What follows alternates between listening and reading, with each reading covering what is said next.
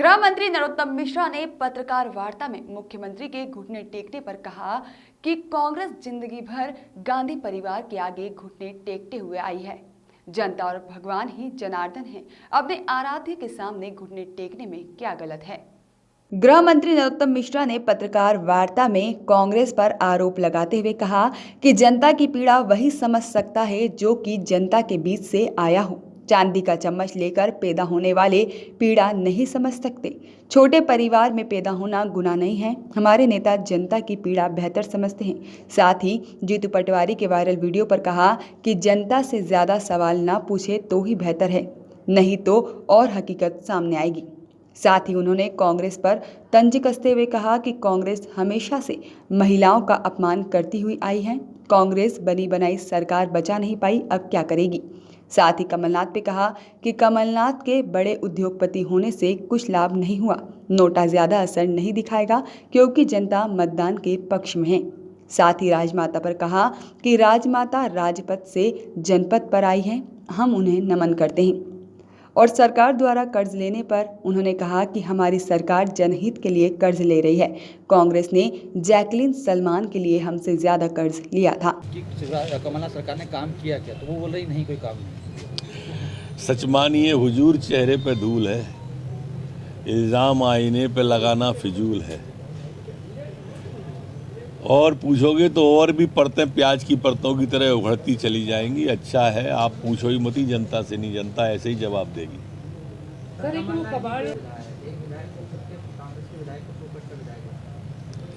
देखो, इस तरह का बयान फोकट के विधायक जैसा उन्होंने अभी नहीं दिया है।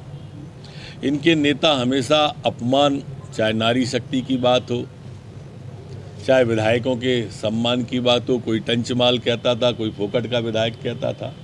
ये अच्छा नहीं है। जनप्रतिनिधि का सम्मान जनतंत्र के अंदर, प्रजातंत्र के अंदर, डेमोक्रेसी के अंदर, जमहूरियत के अंदर होना चाहिए, ऐसी मेरी मान्यता है।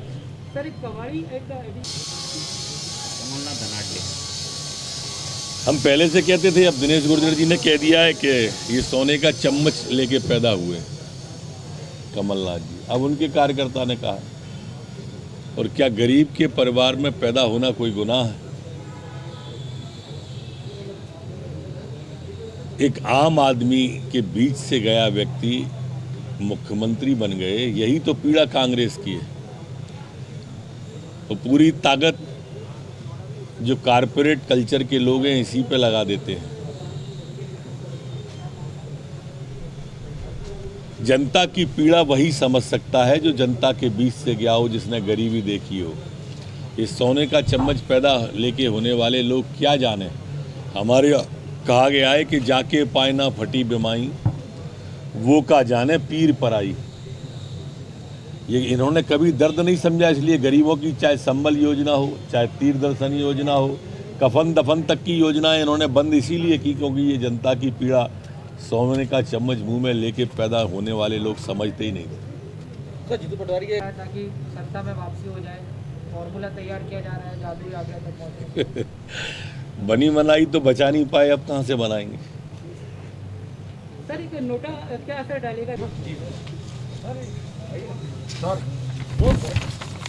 शिवराज सिंह चौहान सभा के पहले सिर झुका रहे हैं, तो कांग्रेस कह रही है घुटनों पे आ गई है।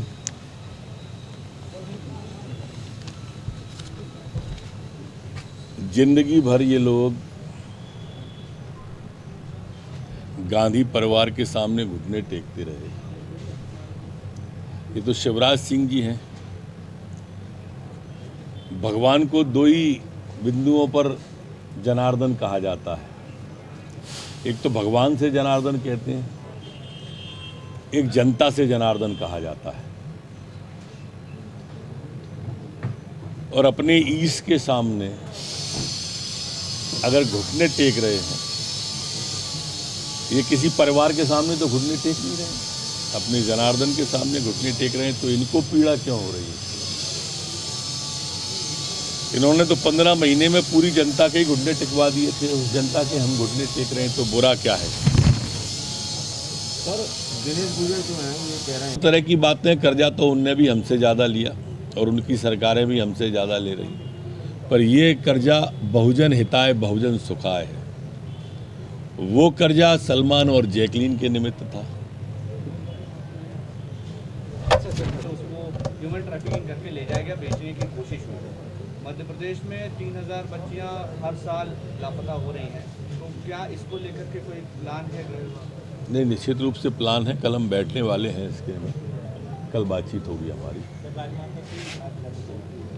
पूज्य राजमाता जी राजपथ से लोकपथ पर आई। उनका जीवन पूरा का पूरा सादगी भरा था